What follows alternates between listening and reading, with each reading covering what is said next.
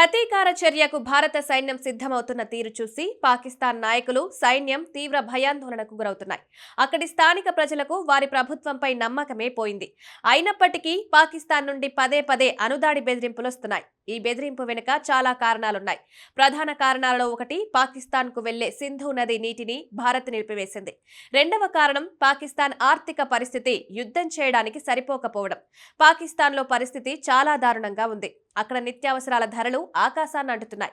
భారతదేశంలో గోధుమ పిండి ధర సాధారణంగా 40 నుండి ప్రారంభమై 60-65 రూపాయల వరకు ఉంటుంది. దీనికి విరుద్ధంగా పాకిస్తాన్లో పరిస్థితి చాలా దారుణంగా ఉంది.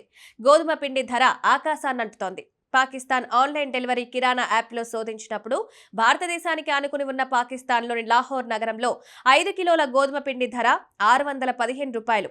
అంటే కిలో గోధుమ పిండి ధర అక్షరాల 123 రూపాయలు. పహల్గామ్ దాడి తర్వాత 1960లో సంతకం చేసిన సింధు జల ఒప్పందాన్ని భారతదేశం రద్దు చేసింది.